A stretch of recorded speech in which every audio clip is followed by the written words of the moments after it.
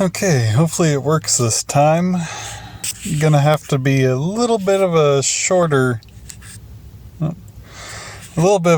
episode today because the recording from the drive earlier this morning did not save. Something got messed up and it kind of just crashed the app and then did not save. So sorry about that if you were wanting an extra 12 minutes, but I don't think anything of much importance was said anyways. Anyway, I was kind of thinking about just a minute ago, kind of going back to yesterday's talk. I was thinking about the different kind of things that affect your worldview, and because I was talking yesterday about how everybody kind of starts from the same place and then has different things that kind of take them in different directions. But,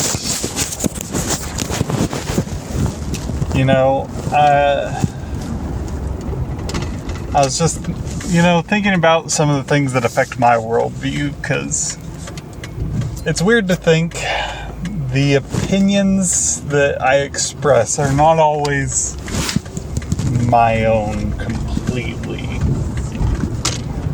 Because just like everybody else, I watch movies, I listen to podcasts, I listen to music, and different things throughout those items can really affect the way that you view yourself and the way that you view others and just the way you view everything around you. And I was kind of struck by that thought because I was listening to a podcast by one of my favorite podcasters, Dan Carlin.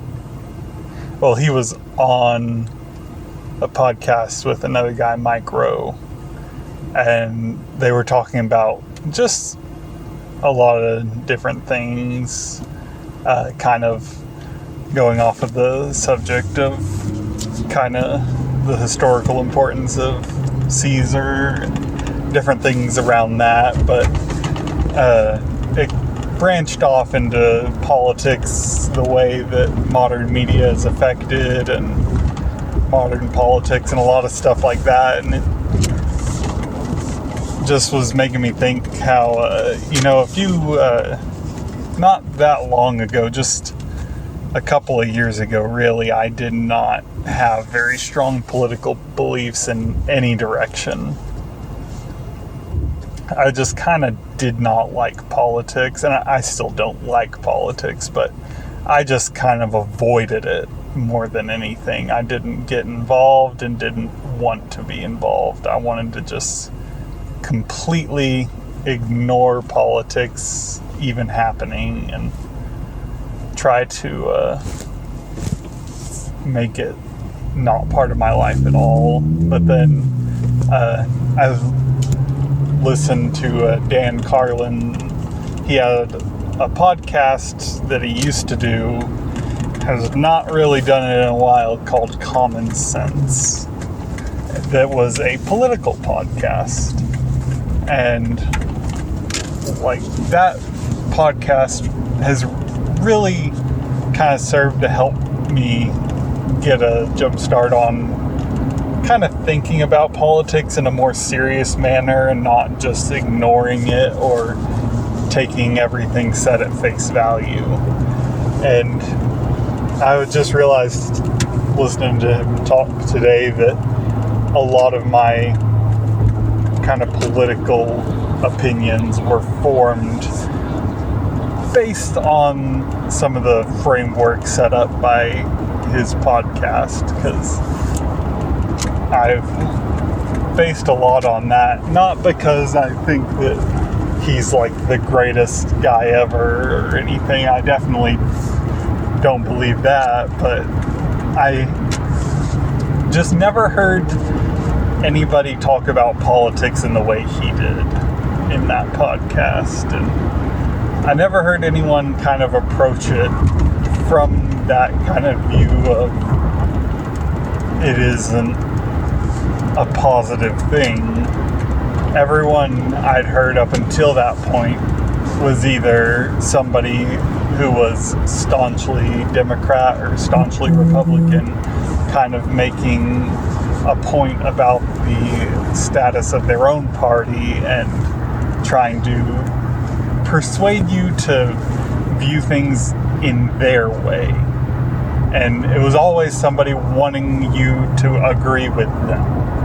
But listening to Common Sense, he didn't say any of that. He didn't want to make people agree with him. He was just trying to make people think about it and make people kind of realize that it is not this black and white system where you're either wrong or you're right, and it's not a system where people are always going to be working together for the good of the many. It's a very divided and politicized system where people are just trying to kind of make themselves important.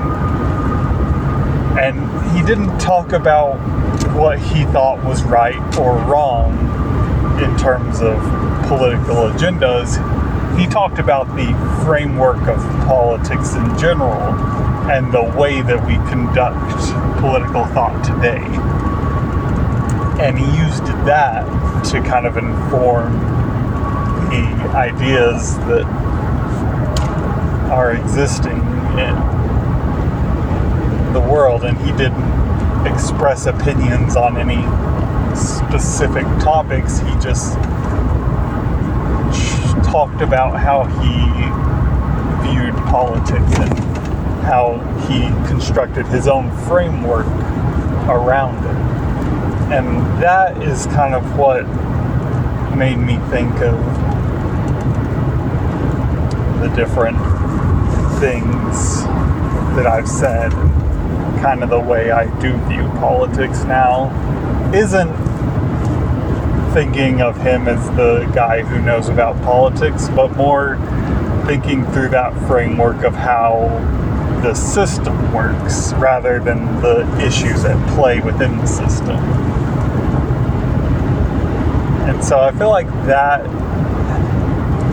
I just was thinking about that earlier and thought how that has affected me a lot, but also how that affects that same kind of effect on people who don't listen to somebody who's speaking about it in a more general sense, but how we're all listening to people talk about the subjects that we talk about. And most of the things we say are repeated words from somebody else. We're great at parroting ideas and thoughts, believing that we ourselves have created them. And it's not hard for people to independently come up with the same exact idea, because we are all coming from similar places, especially in the same country. We're coming from a lot of the same place. But everyone just kind of parrots what they've heard before. And I don't think enough of us realize that we are not creating unique, independent thoughts every time we speak about politics. Most of what we say is just stuff we heard on TV or heard on the radio, and not something new. So that makes me not particularly want to talk about politics in that way, just because I have kind of realized that everything I say on politics is just going to be hearsay. It's just going to be something that I've heard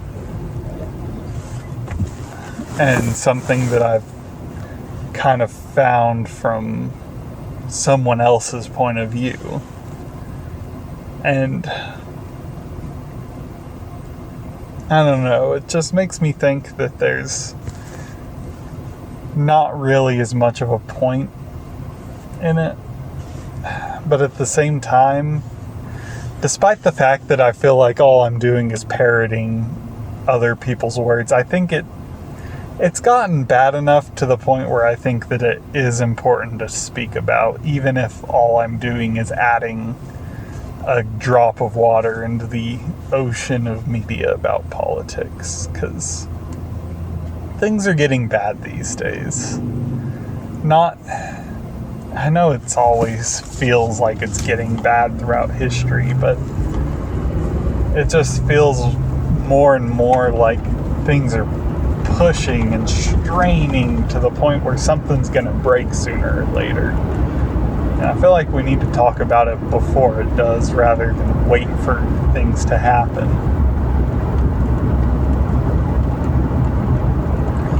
And so I don't know. I know that talking about politics is always a good way to get yourself ostracized on the internet, but it's just what's on my mind, so I think I'm gonna talk about it a little bit more, but I'm almost home now, so that's something that is going to have to wait for 30 minutes until I can finish eating my lunch and get back in the car. So, that being said, hopefully this recording doesn't also corrupt and I don't have to redo it, but we'll see if that works.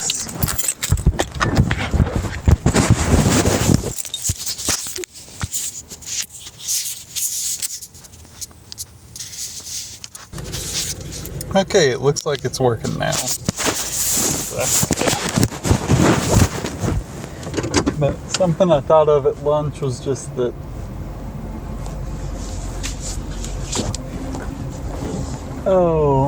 it's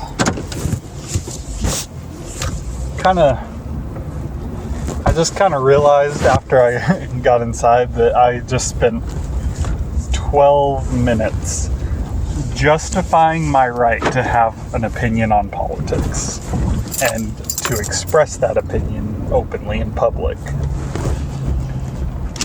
It is ridiculous that it's gotten to the point where I felt like I had to spend 12 minutes talking about the right to have an opinion and the reasoning behind justifying it, just so that I could talk about it and feel like I wouldn't have to worry too much about people getting mad, because they wouldn't be mad at me for the wrong reasons.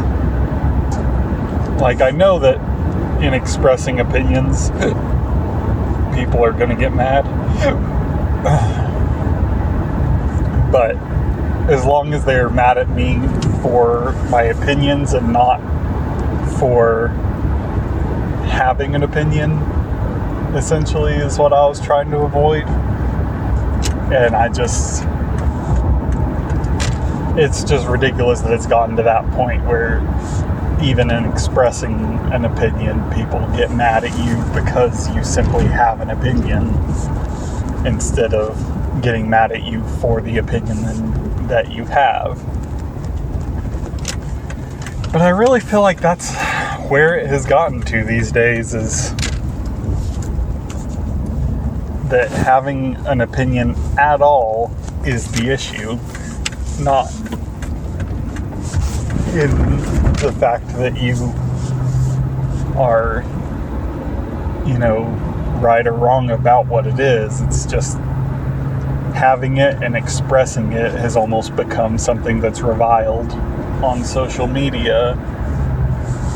And I think that's why I've been so hesitant, isn't just because I know people will disagree with what I have to say, but the fact that they'll disagree vehemently with the fact that I am saying it at all is what is kind of making me hesitant. But I think that's part of this kind of project, is just getting past those issues and finding my voice and not being so afraid to express my voice.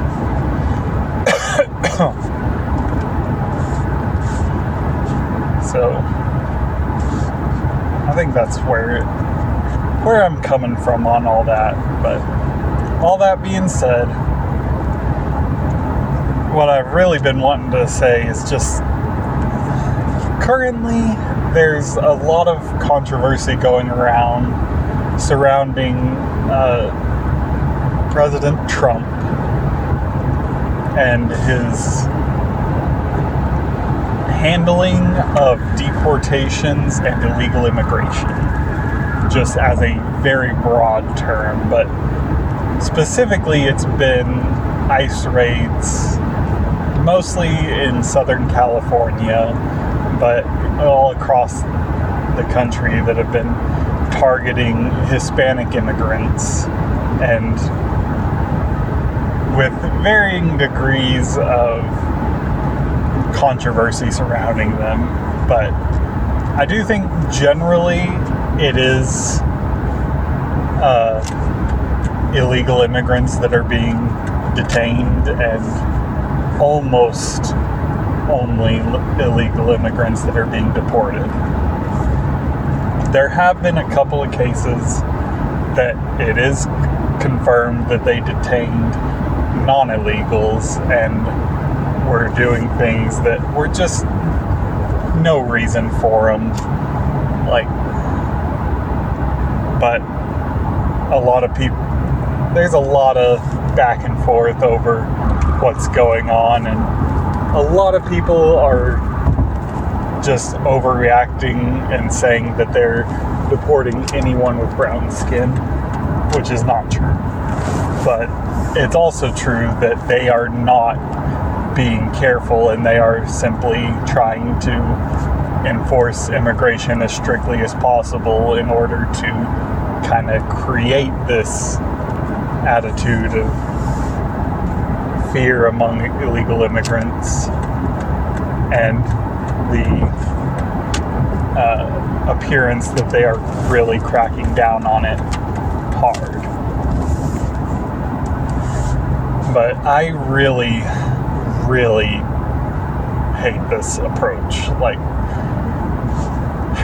I know that there are legal ways to immigrate, but people who illegally immigrate to the United States are doing so because they think that the United States is good.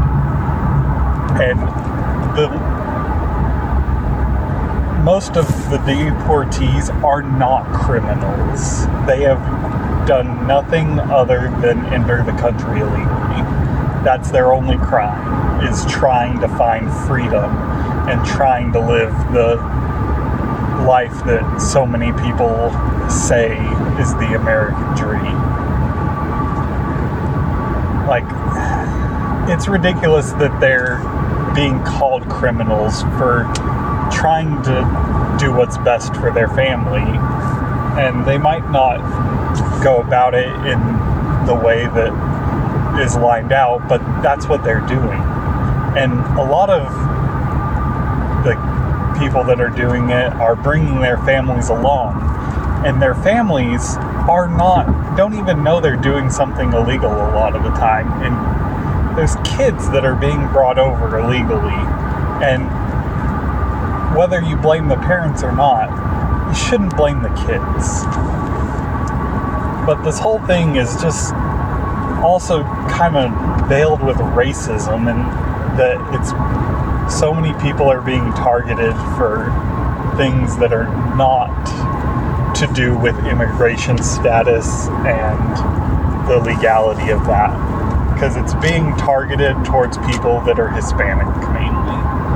And then there's been some other raids that are targeting people from the Middle East, and it's not based on these are the people that have been the most egregious violators of the law. It's just based on the fact that that's where the president thinks is the issue right now, and he's not even hiding the fact that that's what it is.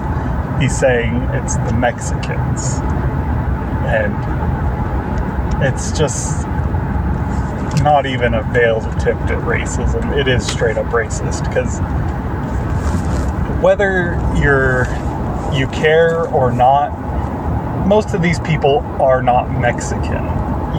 You can't just call everyone with brown skin Mexican. That's just completely racist. Like, just don't do it.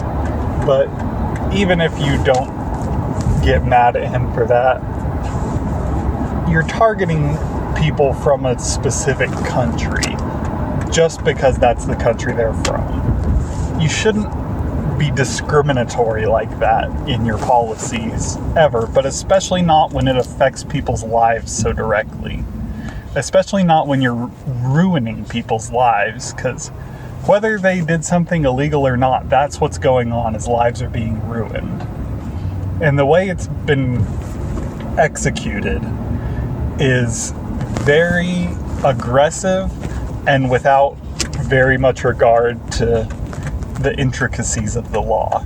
They're just going in with a broad stroke and labeling massive groups of people as illegal criminals, when there's a lot more nuance to it than that.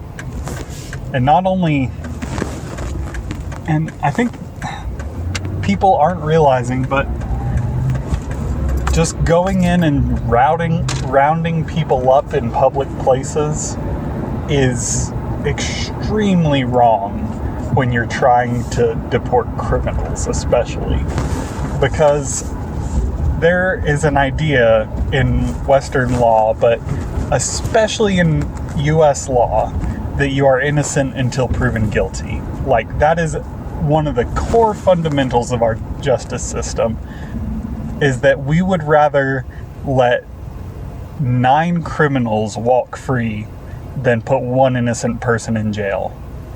That is something that has been a cornerstone of the American judicial system for a long time.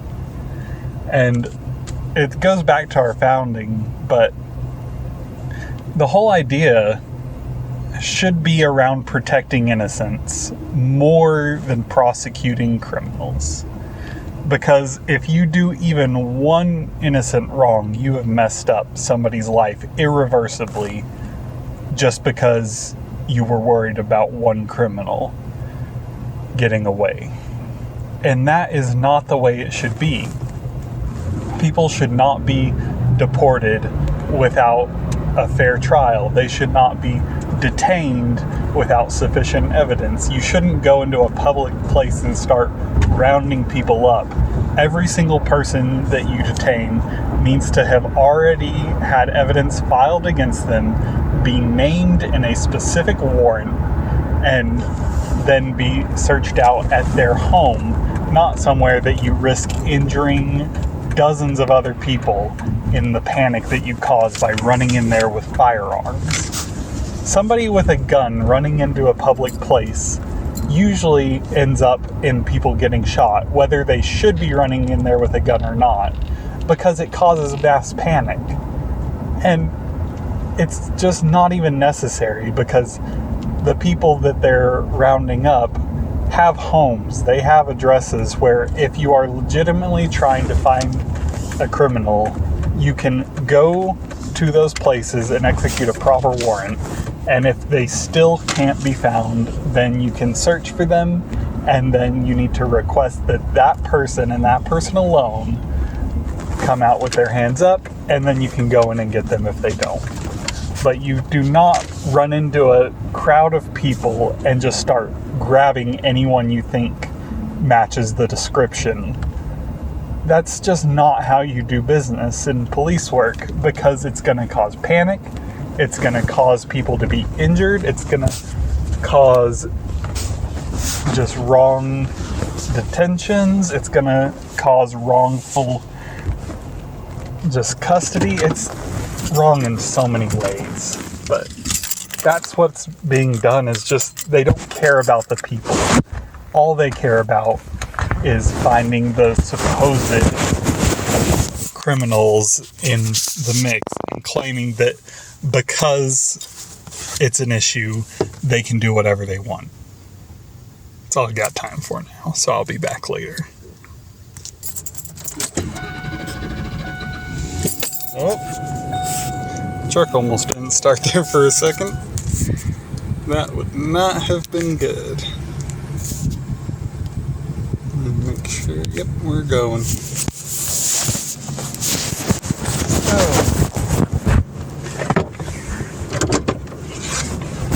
Okay. Now, since we're missing the first recording of the day, it's going to be a short one, but you're definitely getting the bang for your buck if you like politics with this one. So, I was talking about, immigration earlier. I don't know if I fully finished my point, but oh well. Because this past weekend was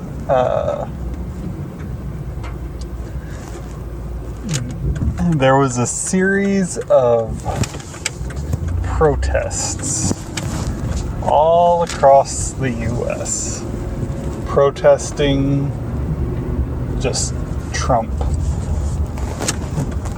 Just because people do not like him. And, I mean, he's doing a lot. But the thing is, he's saying a lot of things basically around the subject of being elected more or somehow staying in power longer than 2 terms.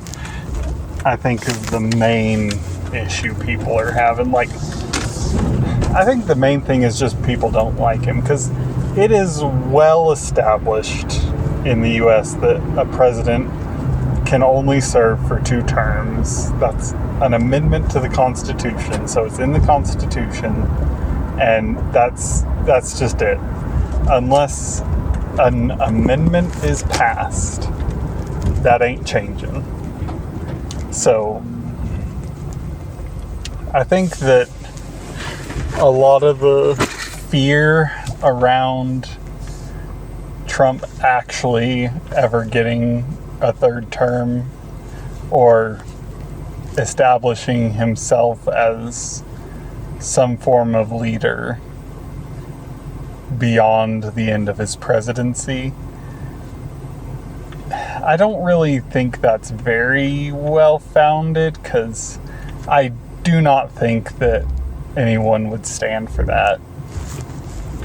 I think that a lot of the fears around that are just kind of overblown, but I do think that it is incredibly irresponsible for the sitting president to be making claims, even if they are jokes, about trying to usurp the democratic rules and processes as they currently exist. I don't think he's going to do it. I don't think anyone is going to let him do it. But the fact that he's joking about it means he doesn't take it seriously. And that is an issue. Because you can't just act flippantly towards the core principle of the United States, with it being very limited democratic elections. And, well, I mean, there's a lot of nuance to that. It's not strictly democratic, but you can't just disregard that, or even joke about disregarding it because you disagree with it.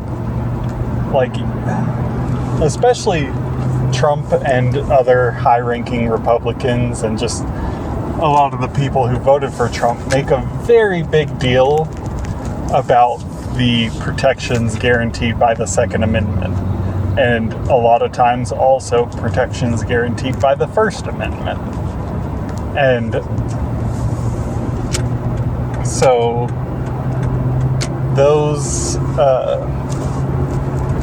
protections go hand in hand with the amendments regarding term limits and other rules around the presidency. And so if you disregard one, you disregard the other and can kiss all your guns goodbye, because if Trump can have a third term, then they can take away your guns.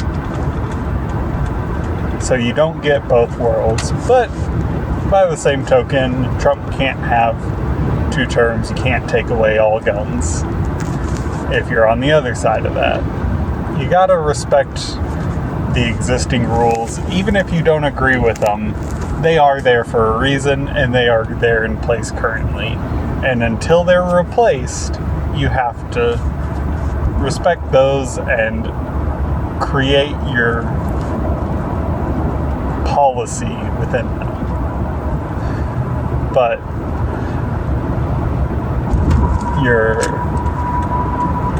if you have people just going against that, or you joking about going against that in official positions, it's going to create mass panic.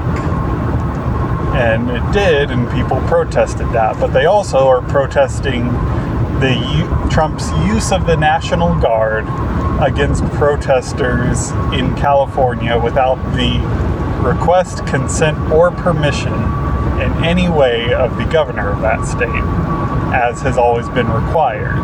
Now that is something that's a little more vague, and it's not necessarily set in stone that permission is required. And I mean, clearly the president can do that, but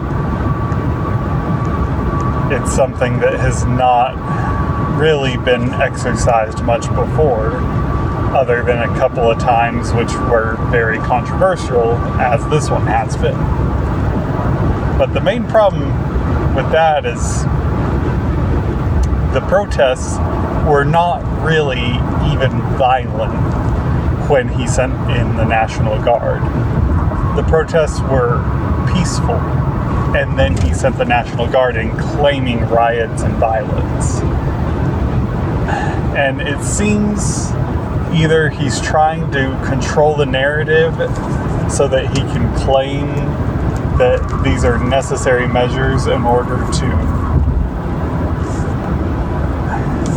bully the state of California, or he's just convinced himself that everybody who disagrees with him is violent, which is even more dangerous.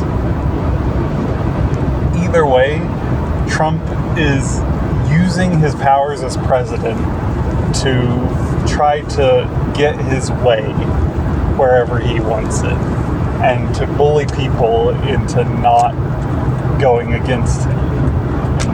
That's the main problem, and that's, I think, more of the reason for these protests, because people feel like Trump is attempting to bully people into allowing him to do whatever he wants with no protest and no roadblocks. And that is the reason people are mad, which I get it, but I think people are kind of being very vague about just saying, oh, we're protesting Trump acting like a king. And Trump isn't doing that at all. He's being a big bully, which is terrible as a sitting president, but it's just like a baby. It's a toddler. That's what the scary part should be, is the fact that we have somebody acting more like a toddler in the presidency than an adult. But I think people have been saying very apocalyptic things about the Trump presidency to try and galvanize their own followers into support. which is its own problem. We don't need to act like every single issue that comes up is the end of the world. But we also don't need to act like the president should get his way on everything. And everyone is just really causing more problems by going along with Trump and acting like he's doing nothing wrong and overblowing the reaction of these protests. Like, people need to be able to protest. Like, that is probably one of, if not the most important amendment to the Constitution, is the ability of the public to protest without interference. I think that we've kind of sanctioned off protests where you have to have permits, you have to have certain times and places, and it's just become so restrictive around protests that I think that is a big issue. Because protests need to be something that can be done at any time, and at least in public spaces that are not interfering with other people. Because those protesters that lay down on the road to stop traffic, you're going to get people in trouble at their jobs. And you can be mad at their bosses all you want, but those people did nothing wrong. And so you don't need to be disrupting traffic, but at the same time, people should be able to gather in front of the courthouse anytime, any day, with a permit or not, with a sign that expresses what they don't like about the current government. And it's just, having no rules is too much one way, but our current rule set is too restrictive in another. And I really just hate that we've gotten to that point where everything has gone too far, it feels like. And it's not just one side's fault, just everyone is going too far in every direction, and we don't have enough people in the middle saying, let's bring it back to where at least we're both a little happy with it. Everyone's kind of going in all or nothing on every single policy, and that's causing a lot more problems than it's fixing. Hopefully we can find some reconciliation in the middle somewhere, but doesn't seem like it's happening this year for sure.